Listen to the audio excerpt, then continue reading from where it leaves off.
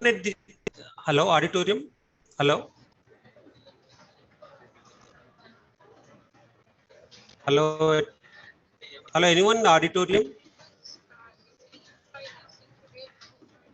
Hello.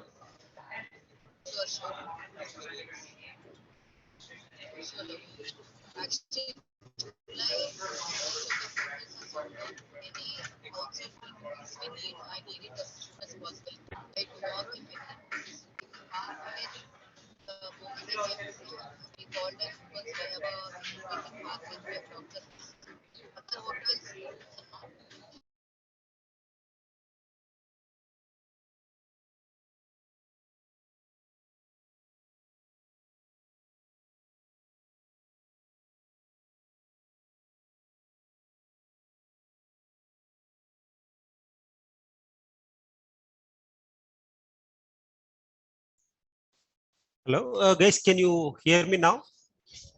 Yes, sir. Yes, sir. Yeah.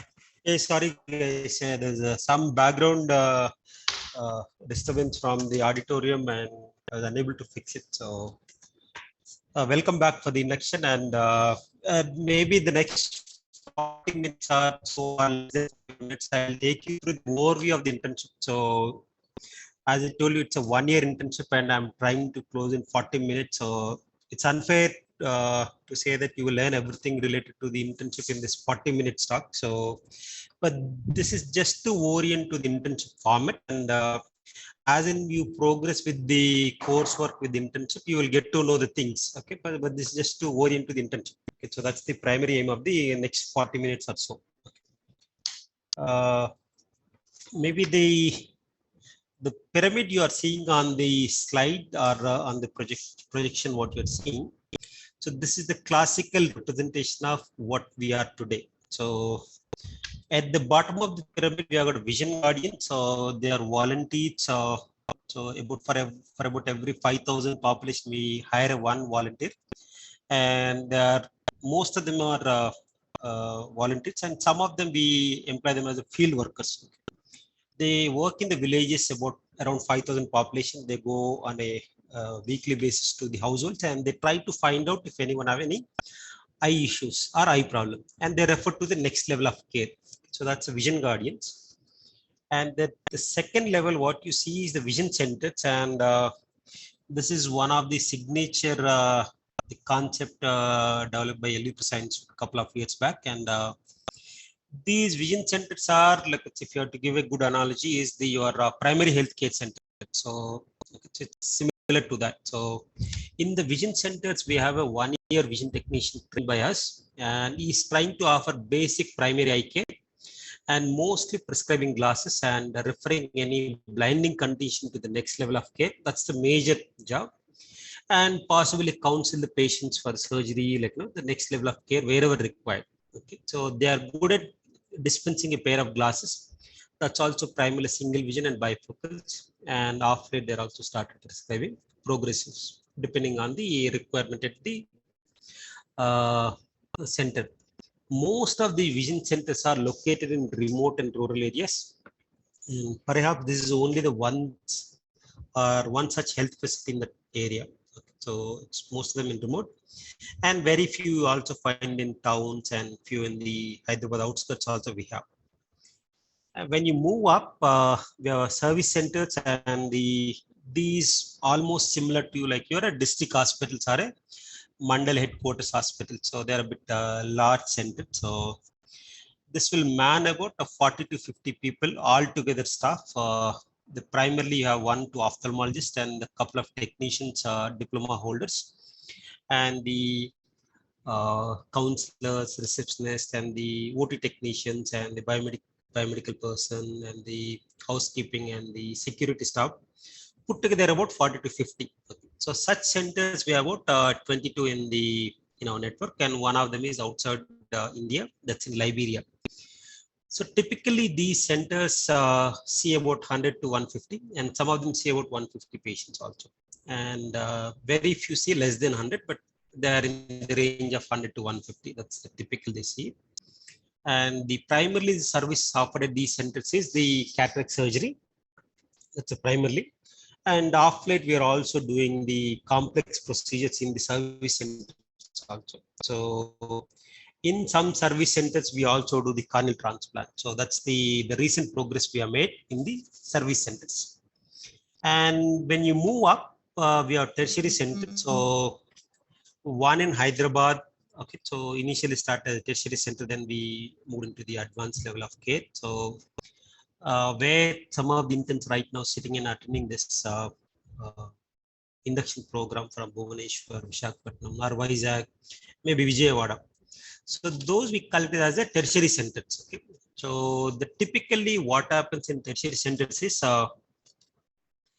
they see about 400 to 500 patients per day, and all the services offered at each tertiary center is exactly same like Hyderabad. So you name any service, it is offered. You need a cancer care available, and you need a pediatric care available, cataract surgery, transplants, all the procedures are available in tertiary centers, and including the contact lens care, low vision care. So it's the same. The difference between the center of excellence in Hyderabad and the tertiary centers is the large volumes. Definitely at the Hyderabad campus, we see a large number of volumes. They twice or thrice the one tertiary center. Okay, that's a large volume. And the second thing is some of the components which are not related to clinical care, but the research, it's again not related to the ophthalmology or optometry, but it is related to the basic sciences. Okay, so we will not be able to establish basic science labs across the network. So that's the one difference. And the other thing you can think of product development, innovation, so these are, we cannot put it everywhere. So that's some functions are limited to the center of excellence in Hyderabad only. But otherwise, for internship, most of the students will ask for should I get Hyderabad campus? Why should I go to Bhubaneswar? So the good example is, if you are in Hyderabad or Bhubaneswar, Vijayawada, Vizag, wherever you are there, you will see about 25 patients per day. Okay, these 25 patients, whether in Vijayawada, Hyderabad, wherever it's the same, maybe the language maybe sometimes it's convenient for you, and sometimes may not be not convenient. So for example, if you're a Telugu student and you're posted in Vizag or Hyderabad, you're lucky, and someone from the northeast or the east, that's part of the country, West Bengal, and if they're posted in Bhubaneswar, it's relatively easy with the language, but otherwise there is no difference in the format. And of late, prior to the COVID itself, we made a lot of significant progress in making the uniform across the network. So one such thing is induction. So why we are doing today induction across the network is, one such thing is we want to make sure that there is a uniform across the network, and whatever implemented in Hyderabad is implemented across the network. Okay. So you will be connected more frequently, and most of the times through Zoom or some other platforms. where the program is uniform across the network. So you don't think that some people in Bhubaneswar, Vizag, or Vijayawada, we are no disadvantage by any means in terms of the training. I would say sometimes you are maybe more advantaged being in the other campuses. It's like ocean here, and the 100 plus interns, and there are other couple of trainees, like, no, so it's more difficult for you to monitor. So there it's a small group, you make good friends, like, no, you make long-standing bondings in the group. So that way it is advantageous, but yeah, still the students or the trainees, and I want Hyderabad campus, or whatever their reasons they may have. So that's the pyramid. Can you confirm the slide is advancing? Not sure. Is it moving? Yes, sir. Okay. Yes, Yes, sir. sir. It's Yes, sir. moving. So the coming to the 10 functional arms, the Yeah, clinical, yeah. Thank you. Yes, The sir. clinical care, I was just touching upon. I think maybe you can keep your Kansky book with you, and, like, no, the classical any ocular disease book with you, and at any given day, any disease you see in the textbook, it will be there in the clinic. So I think Srikanth was alluding earlier, we see about 5,000 patients across the network. So we are connected all over the network, and you can see whatever the textbook case will be there in the clinic that day. So that's the volumes of care we see it, and that's exposure we promise you, and you get it. Okay. And the iBanking, and we are one of the oldest, and I'm proud to say that we don't have any waiting time for the transplant surgeries at the institute. Okay. When you are posted there, part of the induction will take you through the iBanking, and you will see such a large facility, and the trying to eliminate the corneal blindness, and the almost zero waiting period at the institute for the corneal transplant. So that's you will see that. And vision rehabilitation, and off late, I guess you go through the low vision and the rehabilitation syllabus in the optometry program, and these postings are part of your internship. So I'm not going to the details of it, but you will see in real time what is happening with the low vision and rehabilitation. And the off late, when we started a couple of years back, or 30 years back, so only one healthcare facility which have got the low vision service and rehabilitation service in the same building. So that's the claim we get it. And coming to the education, I think maybe I got one more slide in detail. I'll tell you what we do at the institute, and that will give you a quick glance. I'm not going to the details of it, but you'll get a quick glance of what we offer at the institute, particularly to the optometry. And in addition to optometry, we have got ophthalmology, then nursing, then we have got the biomedical technicians, and the whole range of programs in public health. So we do a lot of things, but I'll try to focus on the education at the optometry in the future slides and coming up slides.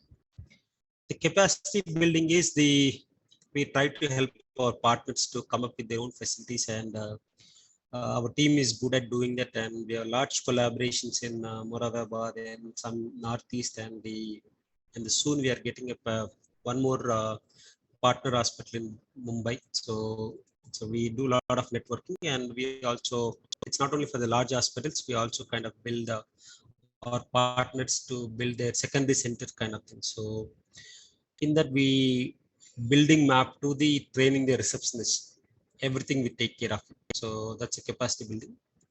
And coming to the research, if I want to broadly categorize at the institute, we take care of we undertake 3 types of research. One is the hardcore clinical research, and the where optometry group is largely part of it, and in addition to the ophthalmology group. The other major chunk of research happens is in the area of basic sciences. Okay, so that's the large group we have. And the third component is the public health research. So LVP is good at doing the large scale public health studies, and I'm not sure aware of it. Andhra Pradesh ID study, one of the landmark study, which was conducted in a different interval periods on a longitudinal study basis, and most of the visual impairment papers, if you're looking from the India, and significant of papers will be popped out in even Medline or the PubMed research from the LV Prasad Institute. coming to the next component, it's a rural and community health.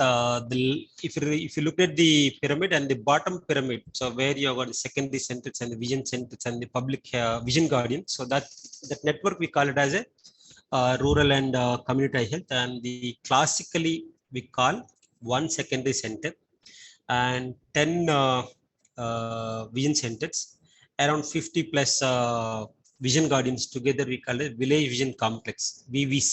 So, and most, I think part of your postings you will also expose to the rural network. So the other one is innovation. This recent addition couple of years back, and we also conduct a lot of hackathons with the engineering students, and some of them from Optometry Group also lead these innovation at the institute, and we will expose you to these areas also in the future, and you will also get to interact with these group in the future training program.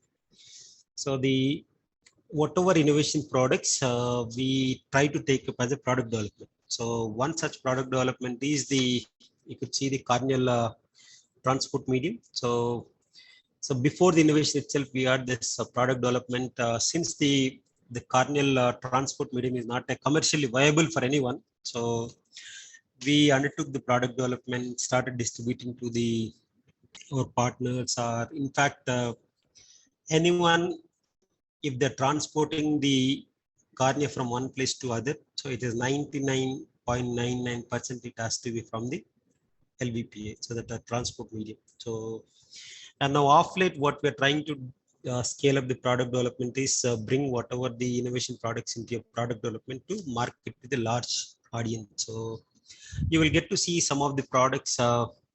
I'll just name a couple of them here, but not in detail. So Pupil Plus, like, so we know that we've seen day in, day out RAPDN, but some of the trainees or some of even seniors will get confused whether there's RAPD plus or RAPD negative. Okay. So we have Pupil Plus, which measures the RAPD and it quantifies the RAPD. So such products are in development, and you will get to see these. And if you associate with them long term, you may also work with these products in long run. Coming to the last functional arm, it's advocacy and policy planning. Both the optometry and the ophthalmology leadership at the institute actively participate in the advocacy at the national and international level. And Vision 2020, one of the global initiative, is we had a significant contribution from the LBPI, and whatever the changes you are seeing in India from the LBPI and the India Vision Institute, the large partner, one of the major partners is again LBPI. So the significant contribution to the optometry from the institute is being there, and I can claim that one such institute where optometry is fully recognized. Okay, so that's the LV Prasad Institute, and you will witness that in the clinics. Okay, you will witness that in the clinic, and both ophthalmology and optometry working together, and you will see that in the clinics. So any questions here on this? I did not go into the details of it because each one itself will take a 1 hour lecture. So I'm just trying to touch base on these the 10 functional arms. So you should know what are the 5 the values of the institute and what are the 10 functional arms of this. Okay. Let me ask one question. So when you look at this structure or what this slide, what it immediately strikes your mind? Anyone, any volunteer? And I request everyone to switch on your videos, guys. So I don't want to keep on reminding this. So any quick answer from anyone?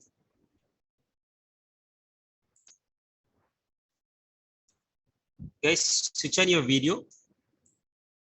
Guys, only of them switch on your video. Fatima, then Malik, Vishal, switch on. Switch on your video, yeah. Anyone want to answer immediately? So when you look at this slide, what this structure, so particularly structure comes to your mind, and if you want to give a clue, it's to the eye. So any answer, quick answer? So the hexagonal pattern we see in a corneal endothelium, it comes in your mind. Good. So who's that? I'm not. Let me check. Who's that answer? It's me, Shayab Banerjee, sir. Hey, thanks, Shayab Banerjee. Wonderful. So our chairman, our founder chairman, Dr. Rao. So he is a cornea specialist, and so what you read polymegathism like in the corneal endothelium.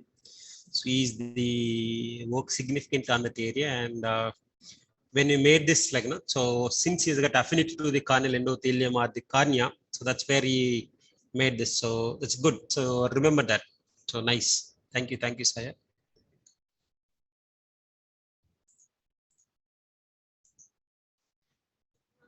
Coming to the optometry at the institute, so we have got I divide the slide into two parts, towards the left side and towards the right side. Okay. So one, after 10 plus, if someone want to come to us, the programs we have. So at the bottom you see it's a bachelor program, what you have done with your respective college. We have a similar 4-year program, and this is with the Geetham University in Hyderabad, and we charge about 1.5 lakh per year, and okay, that's the charge. And the first 3 years it's a classroom and the labs, and the final year is internship you. And prior to the Geetham University, we had collaboration with the BITS Pilani in Rajasthan, and a couple of years back we parted ways with them, and for quite some time we did not have the bachelor program. Again, in 2021 we started, and the current batch of our optometry students in the first year of the program. So maybe in the next year we'll this academic year we'll recruit the second the next cohort of the students. So maybe down the line, 3 years or 2.5 years down the line, when the new interns comes, our own interns also will join with the new interns group. So that's a bachelor of optometry from our side, and the diploma is the age-old program. I would say this is perhaps the longest running program, perhaps the first officially program started on the campus, and we offer a 3-year diploma program, and till 2019 we have admissions, and we stopped recently. So thinking that there's not much scope for diploma in the community. And the other thing is the coming up with the new AHP bill and the optometry profession being more regularized. So we kind of stopped it, and this program was there for last 30 plus years, and the many students benefited from this program, and our vision technicians who want to upgrade their career, we used to offer this program as a career upgrade. So I think from 2019 onwards we stopped the admissions for this program, and the last batch of the diploma students are on the campus, and that will be the last batch we'll have in the program. The vision technician program is again I think a 22-year-old program, and it's a certificate program, and it's a 2-year program, and the 1 year is the clinical plus the hands-on experience, and the second year is internship, and post the coursework they will be positioned in the vision centers for a period of 3 years. Okay. So after 3 years of work, they can choose to stay with us or they can leave us. Okay. And some of them who choose to stay with us, and if they want to upgrade, and we used to bring them to the diploma in ophthalmic techniques, and some of them from diploma we used to upgrade to the bachelor. So that's those who are 10 plus 2 want to get into some kind of optometry course with us, these are the options. And towards your right side, what you see, these are the courses. Some students going through some kind of optometry or the diploma in optometry elsewhere, but they want to come to us and get their skill enhanced. So these are the programs they can choose.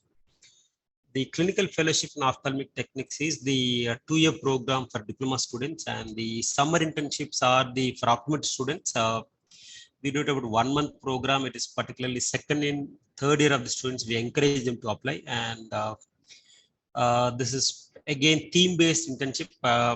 Initially we had the research-based, and later on clinic. Now the last due to COVID, we did not advertise a couple of years back.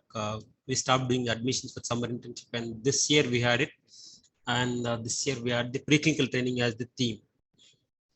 And the other is some clinical optometry. That's the group. That's a group you are here, and the PGD and the residency is the post your graduation. If you want to upgrade, if you want to upgrade further, and the the post-graduation diploma in approving science is an option. And in this, we offer 10 modules, and after the foundation course, and you can choose one of the module based on your merit.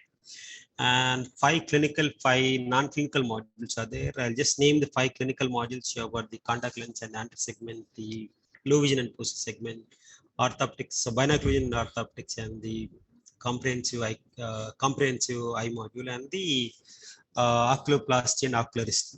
So then other 5 non-clinical are there. Vision science, this is a particular research stream, public health, and you've got innovation and innovation and the high health management, and such courses are there in the PGD program. You can choose one of them and you will specialize in that. Currently, we have a residency program. This is about 24 months program only in contact lens. So this is again after your graduation. So coming to your internship,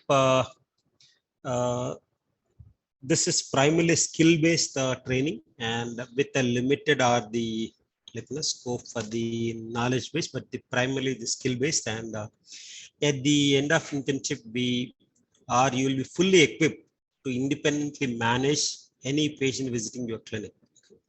And your internship training will happen with under the guidance of faculty, both the optometry and ophthalmology. And no time you are left alone in the clinic, so there will be always faculty post in the clinic, and anytime if you have any issues, you can always reach out to them.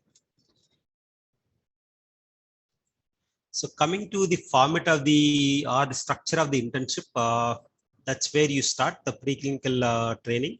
Okay, so after your induction, about 4 weeks of preclinical training is given to you, and this preclinical training, I think we have a session arranged in the afternoon. So where Shailaja will talk about what the format of this preclinical training. Post 4 weeks of that, you subject to an exam. So that's the preclinical exam, and the preclinical exam. So the 2 things can happen. So at the end of 4 weeks, either you pass, you fail. Okay, if you pass, okay, we go to the next level. So you got a subspecialty clinical training. This goes about 2 weeks. At the end of 2 weeks, you got a subspecialty exam. Okay. So again, 2 things can happen to you. Either you pass or you fail. If you pass, your clinical rotations will start, and there is active learning phase will start. I'll describe this in short later. So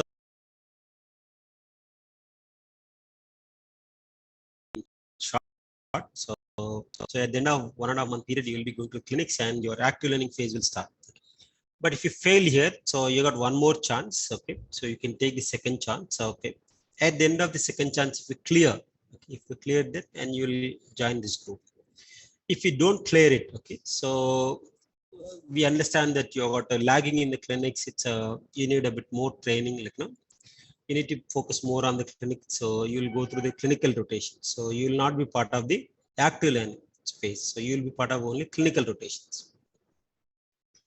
And the other thing is, if you fail the preclinical exam at the first step itself, okay, so then what you do is you retake the exam. Okay, so if you retake the exam, there are 2 things can happen. One, you can pass the exam. Otherwise, you can fail the exam. Okay, if you fail the exam, you need to exit the program. So far, no one exited the program like that. But I want to caution you guys: be serious on the preclinical training. So you think I know it, so I'm good at it, so I don't need the training. So it's exam. So you need to clear that exam. So if you don't clear twice, you will be leaving the program. So that I don't want anyone leaving from this program.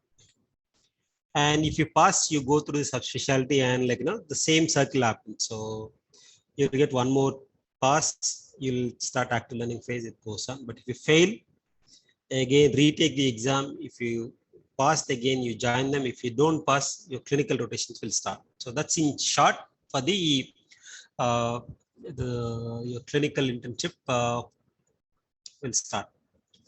This clinical rotations will happen across the network, including your the rural posting. And the active learning phase, maybe I was not part of when Dr. Avnish was discussing with you. So in short, what we do is, once you clear both the preclinical and subspecialty exam, you will be posted in the clinic. Okay, and 4 to 5 days you are in the clinic, and we will bring you out of the clinics for 1 to 2 days, and we want to teach using active learning concepts a bit more knowledge. We are trying to impart the theory. What we have observed over the years with the interns coming to us is the one, they lack skills, okay, and the second is theory also not so great, okay. So we want to impart theory also, so that's where the active learning phase is coming. Any questions on this, guys? Don't worry, this how do I remember it, like, you know, we will take you through this. We will go into the pre-clinical exam. In the what exam will be conducted, how you will be scored, it will be fully transparent for you. So once you pass, how do you go to subspecialty exam, what this exam means, like, you know, we will describe in detail to you everything prior to it, so don't worry. Any questions on this? No, sir. No, sir. It's No, clear. No, sir. Okay, good. So thanks. I hope you take serious both the preclinical and subspecial training. There is no scoring, like, you know, so even if you first come, then nothing we are going to award it, but make sure that you don't fail. So we don't want anyone from this group leaving internship for just failing some exams. Okay. Coming to the internship, like after the preclinical about 1 month, and the 2 weeks, you will about 11 months or about 12 months left for your clinical rotation. Okay. These clinical rotations include your subspecialty clinics. So particularly optometry subspecialty is what I'm meaning. Contact lens, low vision, dispensing, you will get it. In addition to the binocular vision, orthoptics. Orthoptics you may not, but binocular vision clinics and pediatrics you get it. In addition to the regular clinics, you get all the retina, glaucoma, comprehensive clinics. So it happens all over the subspecialties, the rotation. Only one caution you should have. Someone might get contact lens in the beginning of the program, someone gets end. So, but you will subsequently you will get all the rotations. In addition to the clinical rotations, to get used to these clinics, and we also have dedicated hands-on training sessions. Okay. When you move from one specialty to the other specialty, so since your skills may not be adequate for the other subspecialty, in addition to the clinical rotations, we also do the hands-on training sessions, mostly in the morning, 7 to 8, so that you will get the additional training for the clinic. So that way you are trying to learn the, or you're trying to maximize your learning. The monthly evaluations were a routine business prior to COVID and the exams. But due to COVID, we are there's a lot of disruption to the evaluations, and hopefully we will come back to the usual routine of evaluations, and we are trying to come back to this with this group, the monthly clinical evaluation. At the end of month, we get one clinical exam, and also maybe theory exam. So that's we are planning, and we don't know at this point if the COVID-4 or, like, you know, the whatever they're saying, wave 4. If it is going to hit us, then there may be a disruption to this clinical evaluation. But otherwise, we should have these clinical evaluations more regularly. For both the preclinical training and the subspecialty training, so we have arranged a session today. So maybe post lunch you will have these sessions from the faculty, and they will describe in detail about what will happen in preclinical training, what will be taught, and how they will assess. So, and which faculty will be engaging you. So they will describe in detail, and we will take you through the process. Similarly for the subspecialty training. And the rotations at the cost of patient care, and I think Srikanth was touching on patient first and the trainee first. Okay, so both are equally important, but the trainee versus the patient. Okay, so the patient takes upper hand. Okay, so be careful when you are with the patients. Okay, so give your 100% to the with the patient. So don't compromise whatever you're doing on the patient. Okay? So that's a sincere request to all the interns who are here. And tomorrow, I think for the campus in charges, we have the optometry in charges. They will be talking to them in short, do's and don'ts in the clinic, how your rotations happen. So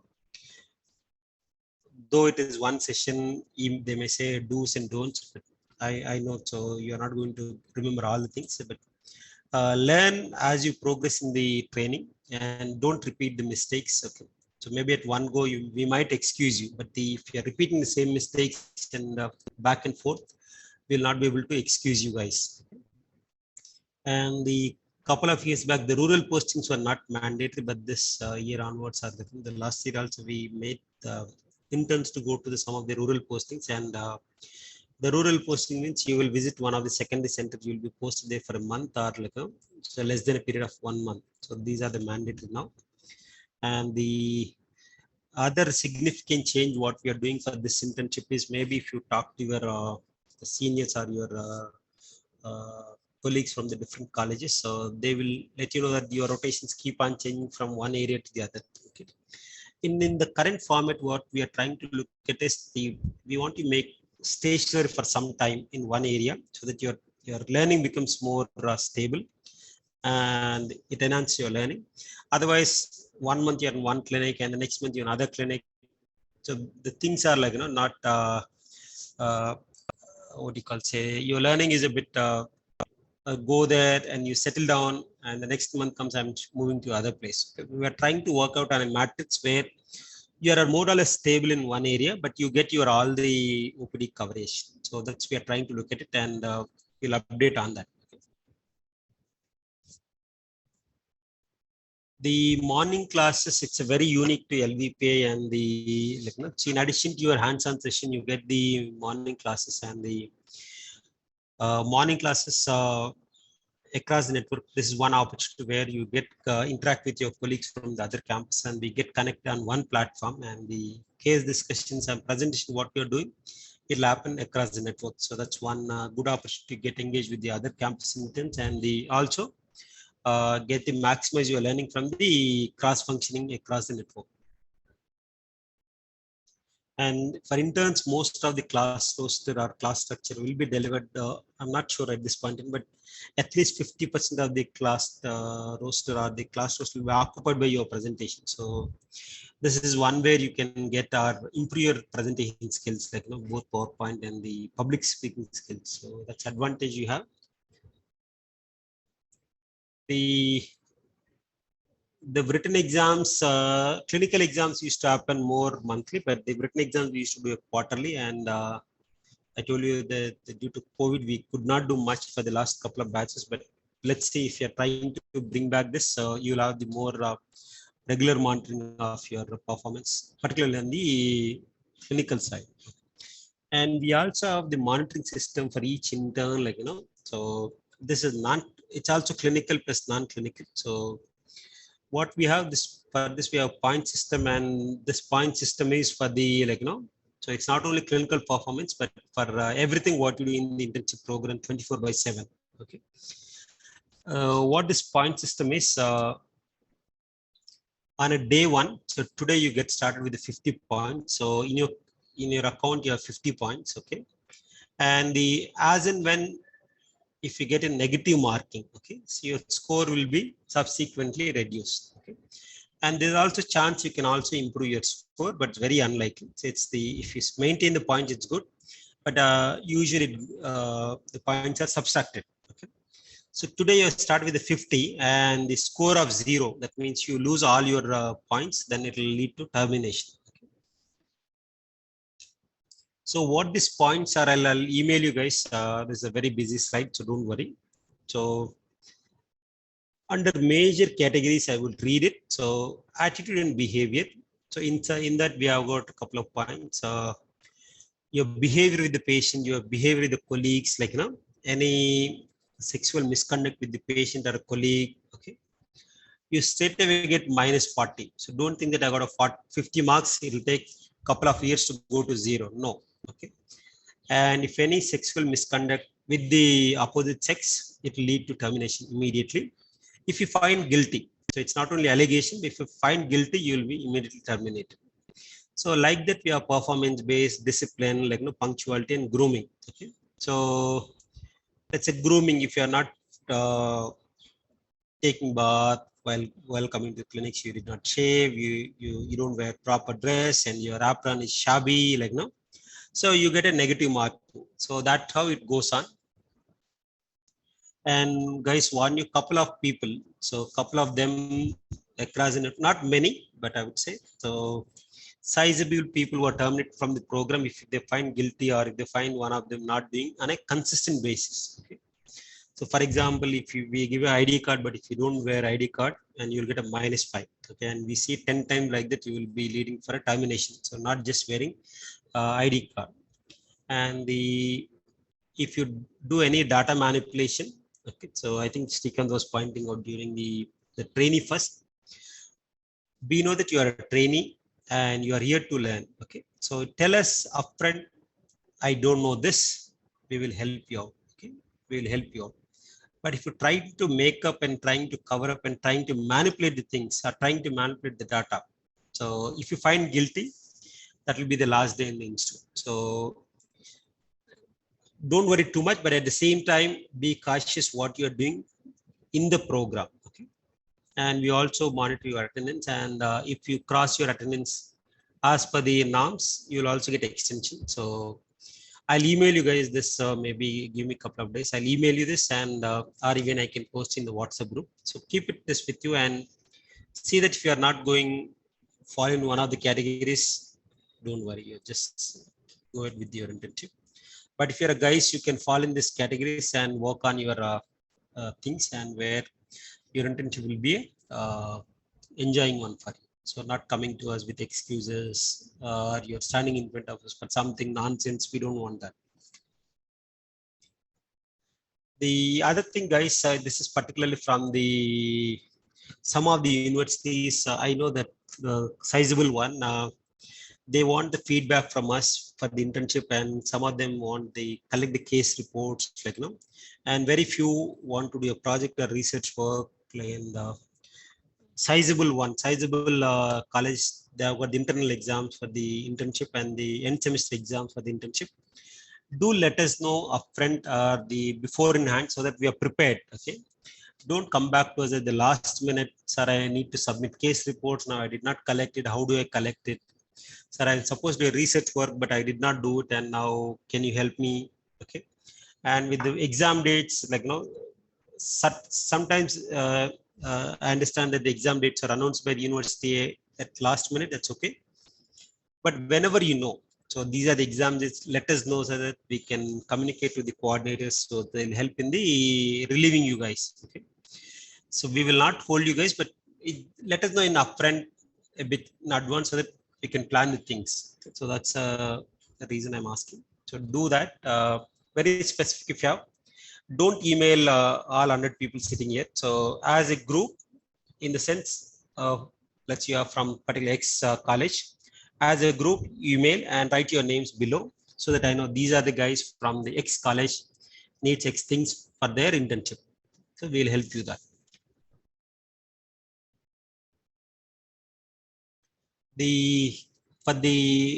I'm sure you did go through the extensive offer letter shared by Rajesh, and I'm hoping that most of you read that invitation letter in detail and carried the things required for the internship, and you get a no object certificate or letter, and maybe we'll take the photocopies of your, not the originals, photocopies of your mark sheets for the transcript for the diploma or the degree program, and you'll also submit your health insurance, which is valid for during the training period, and it will also cover the COVID related complications, if any. And if you got the equipment, and maybe tomorrow we will try and find out a day to evaluate or verify your equipment, and if some of you guys required still need to buy. Okay, so we can arrange the vendors tomorrow or next week sometime, so you can purchase those vendors, or we can connect to the vendors and you can negotiate with them and you can purchase it. And after it, I think I've also seen some of our students are buying in online also. So you do whatever it is, but have the mandatory required things for the internship. The dress code for the aprons, we will have the measurements maybe tomorrow. So the whole idea of aprons is you take it here and you pay for them, is it looks uniform and it looks nice across all the interns. Otherwise, previously I've seen it's all the aprons are white, so they're in white color. But if you really count the shades, okay, all 150 interns will have 150 shades of white color. So it doesn't look nice for you. So that's the reason we ask all the interns to have 2 aprons purchased after reporting to the campus. Okay. If you have any apron, you want to use it for temporary purpose before you get the apron, that's okay. But otherwise, wait for about, that'll take about a month or so. So you need to buy these 2 aprons. This the list is shared, and maybe we will verify this equipment. And if it is not up to the standards, we might recommend you to buy additional one.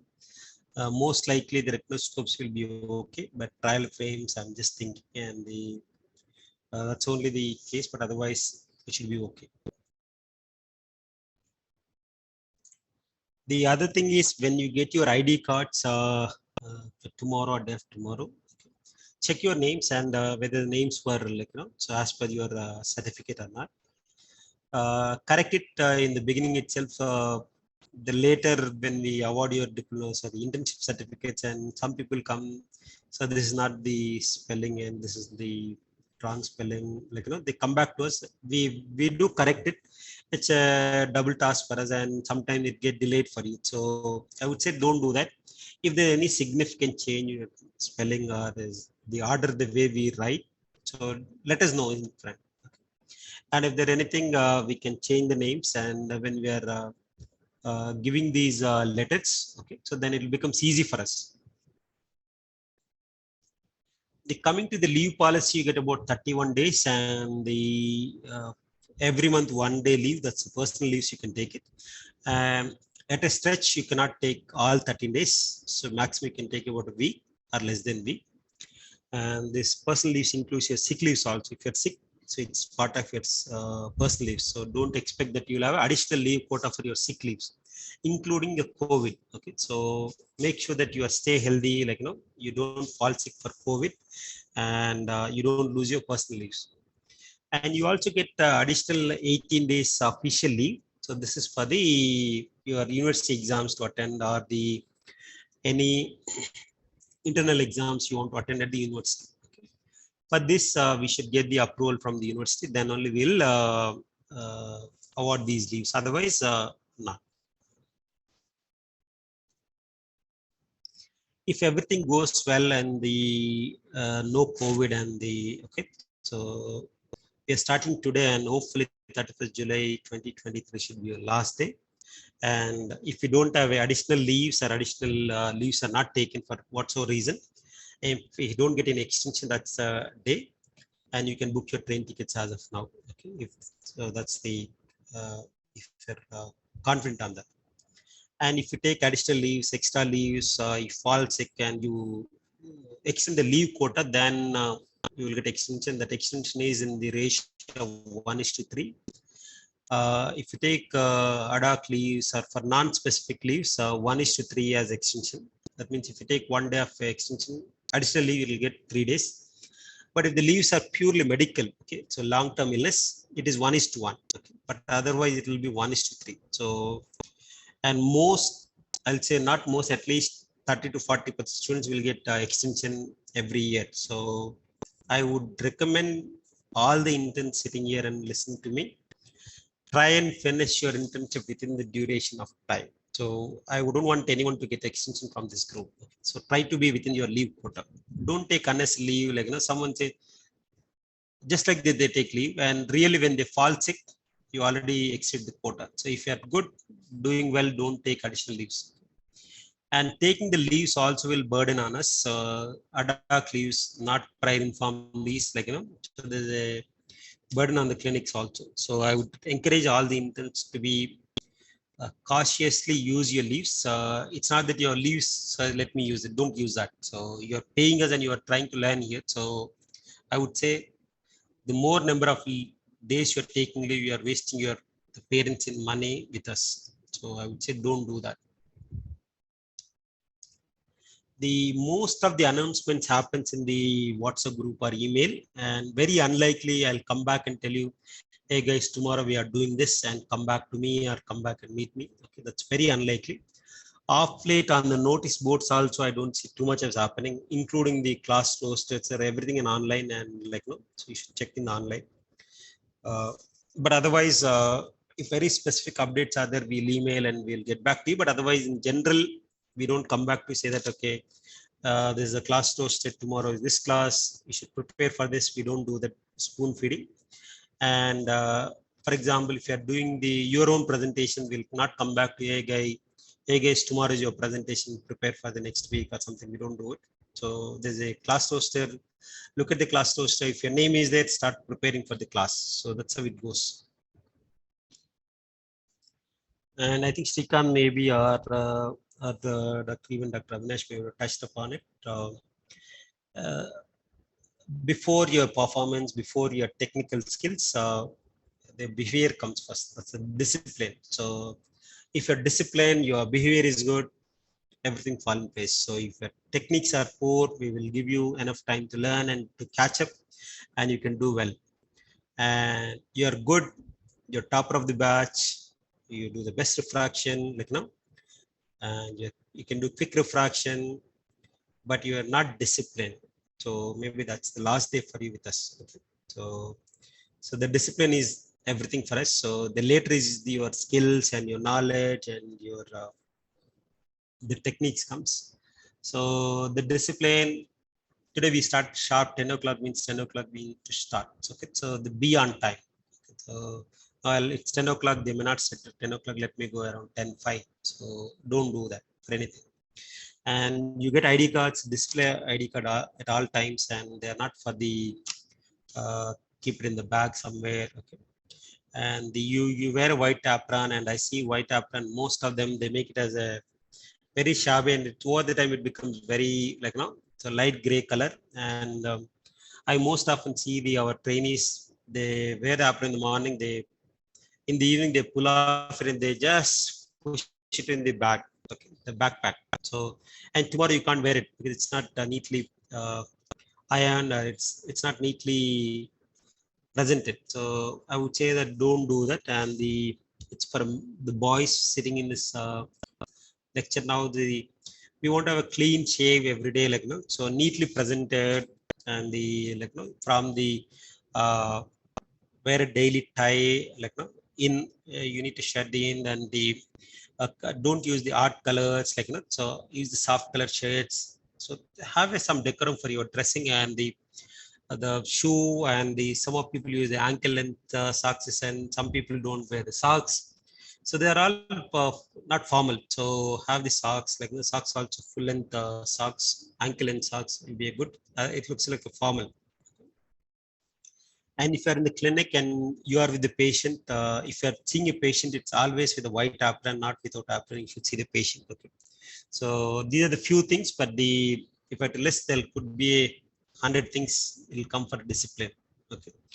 Eating, the way you eating in the canteen, the way you walk in the clinics, the way you call the patients, everything is a discipline. Okay. So that as in you progress, you will learn with the time. So don't worry. We'll help you with that.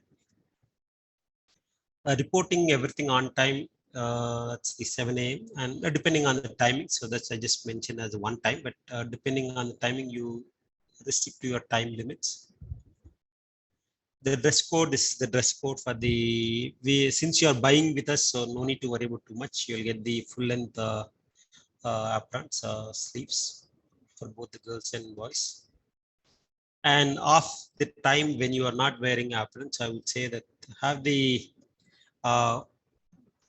tie, so nightly dressed, and the iron particularly. And the girls, you can use both Indian and Western formals, and as long as it's presentable. And if you can tie your hair, don't leave it loose, so that's fine.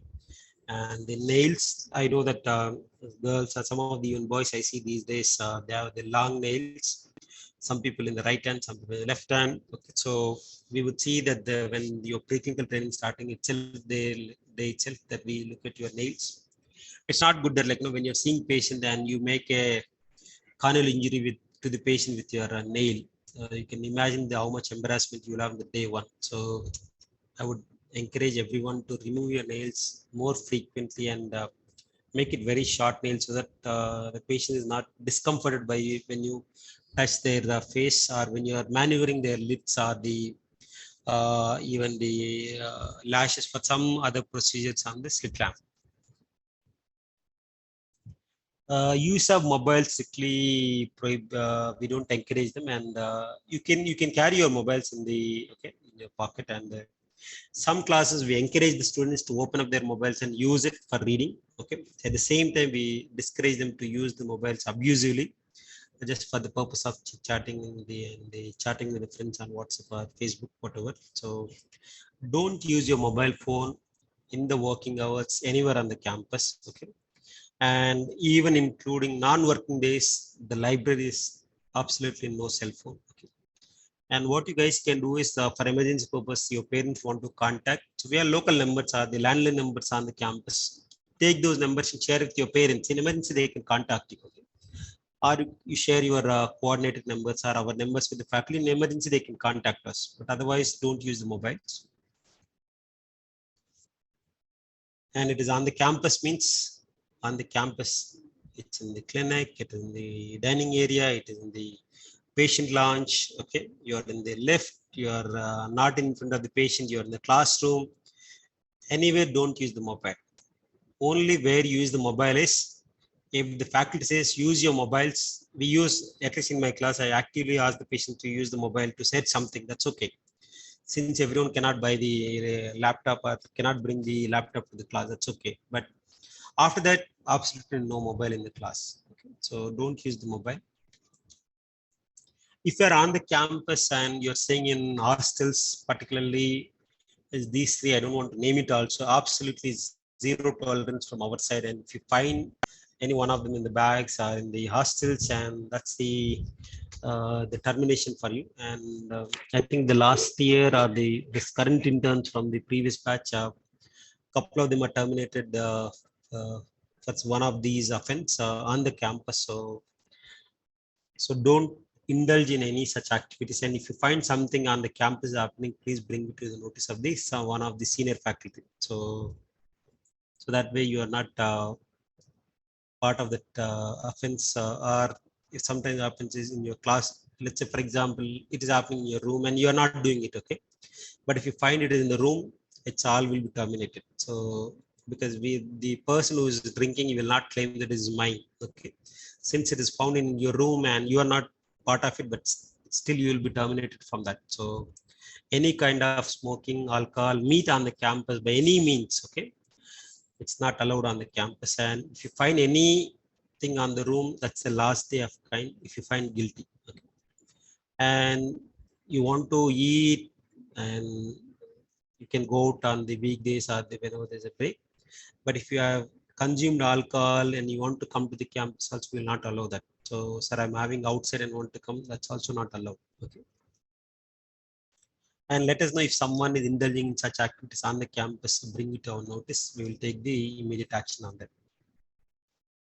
And I know you guys are paying for your food and so it's your food, but I would request all the interns across network to be sensitive with the food. Okay, how much ever required you take. I know you're paying for it. It's most of the on the campus unlimited meals, but you take whatever you can eat, whatever you can consume it and eat it. Okay, and don't waste the food. And the senior faculty or the faculty on the campus, they might see that if you're trying to waste the food, they might warn you, so we don't want that. So this is not part of the training, but this is what you should learn at the end of the day when you're leaving from the internship program. Okay. And if you see someone is wasting unnecessarily food, taking something extra and on routine basis is wasting, and bring it to our notice, we'll talk to them And if you think food is not enough for you, we will help you with the canteen guys to get serve a little extra food for you, but that's a different story. But not to waste the food. Since I'm paying, let me waste my own food. What is your problem? So that attitude, we don't like it from the interns, or for that matter, any training. One more practice, I see some of you guys calling while answering. I think, sir or ma'am, you do that. We strictly don't encourage calling a sir or ma'am. So after this class, any intern from this group, if you want to call me, so you can call me just Vijay. Okay, so I'm happy with that title. Okay, so I don't want any tags additional sir or something. So just call us anyone. Okay. And if any senior doctor is there, you want to a bit less hesitant to call them by name, you can call them just doctor. So that should be fine. Okay. And I would request all the interns to use the sir, ma'am exclusively for our patients when you are addressing them. Okay. So instead of calling us sir or ma'am, you're not going to get anything benefit by doing that. Okay. In fact, we'll be punished for some time if our senior management sees us that some of the trainees are calling us sir or ma'am. Okay. I would encourage all the interns reserve this sir ma'am to the only the patients. Okay. The on the campus, since you are in the hostel, most of you guys, and you will be using canteen facilities and there's across the network. So we have arranged session tomorrow physically with the local hostel wardens and the canteen guys. There's most of it is the campus specific related to the any rules and regulations. So we will have the session on tomorrow. I'll not get discussion on more on this. The one thing what we are planning is the white coat ceremony, which most of you are not aware of it, or maybe aware of it. It's good. So towards end of your internship, or not towards end of internship, it's towards end of your pre-clinical training. Okay. Those who clear the first attempt or whenever you clear it, so we try to conduct a white coat ceremony. That means you are clear your clinical exam and you are now ready to wear the white coat and go to the clinic. So this is to mark the significance of your changing from the pre-clinic to clinical area. So that way you become more sensitive. I know you might be wearing white coat so far in your campuses, and this we are planning for this batch only. So to mark the significant difference in your journey at the internship from the pre-clinical to clinical, so that we do it. And hopefully we'll try and do the campus specific. If possible, we want to bring them all in a Zoom like this and get the white coat ceremony physically happening on the campuses. So I'll post a bit more details on this as we progress in the coursework. Some of the key people you should know them is here you see our Dr. Founder Chair, Dr. Gulapalli Nageshwar Rao. So he's a corneal surgeon, and you might get interact with him on the campus, anywhere on the network. So if the senior management comes in contact with you, don't be scared. So they're trying to ask you, where are you from? Why are you here? Like that. They're trying to find the reasons and how the training is happening. Okay. If anything, you are very specific, or you can disclose to them, you can discuss with them anything. So it's we don't mind. Okay. So the whole purpose of them getting interact with you is to see that how your training is progressing. But what we hear from our senior management is most of your trainees don't respond to us when we are interacting with them. Okay. Very few interact nicely, but most of them, they say that if any issues, how is your training going? Most of them then don't interact. So that I don't want from this group. Dr. Prashant is the executive chairman, and he also practices cornea, particularly corneal infections, and he also practices OPD. So you might see him in the clinic, and some of you might work with him in the routine clinics. Okay. Whenever you see them or on the campus, you can greet and you can get in touch with them. You can talk to them. So they will be openly talking to you. It's not that, okay, you can't approach anyone on the campus. You can approach anyone on the campus at any reason. He is Dr. Rajiv Paparu, and he practices retina, and he is the currently vice chair, and he also does in practices clinics. So you will see him in the clinics more often. So if they're interacting with you, I told you, please feel free to interact with them. And in the clinics, if there are any clinical related interaction, you are welcome to do with the senior management.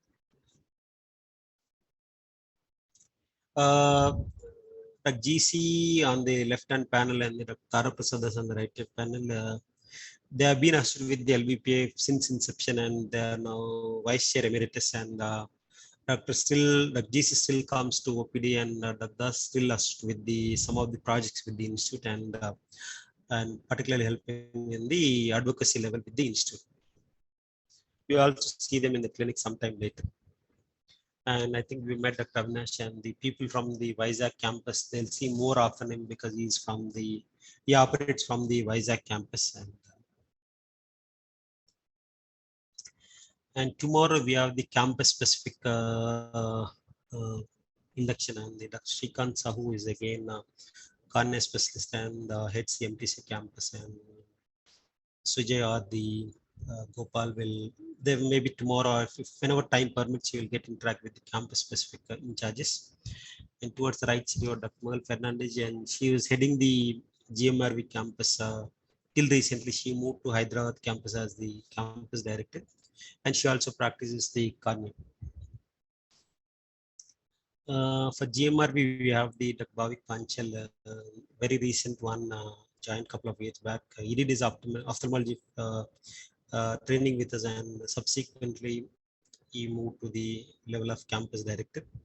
And he practices video retina services, and guys from the GMRV campus definitely working with Dr. Bhavik Panchal in the clinics.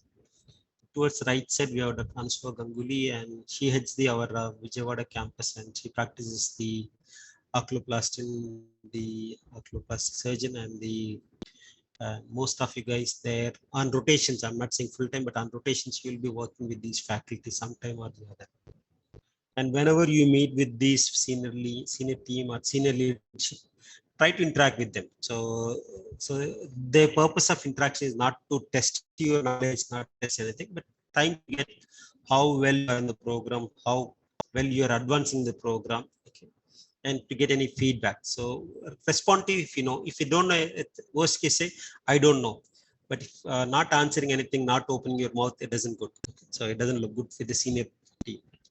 And here you saw the Shrikant and me. I'll be more in touch with the internship related logistics. For those guys in Vizag, we have Ram, who looks after your the internship program. He is the person to go, and anything very specific to the campus, Ram will be looking after internship, and the very very administrative issue, and you can come back to us. But if anything, they're getting in touch with Ram, and maybe Ram will be talking to you more physically about more on do's and don'ts on the campus, and the campus specific induction, and the what your regular rotations will happen, and how the clinical exposure on the campus. Similarly, also Gopal from the MTC campus, Bhubaneswar also will be doing the same. And the sorry for my apologies. We have Garima, so I did not change the name. We had last time Mansur. So Garima from the KVC campus, and she was our intern last year, and now she's heading the internship program at our KVC campus.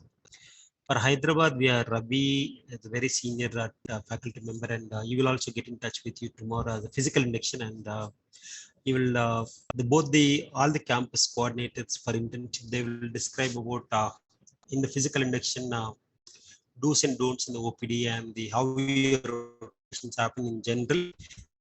As I told you, so that's in 10-15 minutes we can cover maximum of core or the more important one, but everything your behavior on the campus is monitored and evaluated. So those things will be described by the campus coordinators in the physical meeting tomorrow. What you see here on the slide, Rajesh, the administrative at the BHAS, any administrative kind of work or the related to your tuition fees or any the paperwork required for your internship format. So just get in touch with Rajesh, and he will be able to help you out. If anything very specific to the campus, we have the campus in charge also, the Lokesh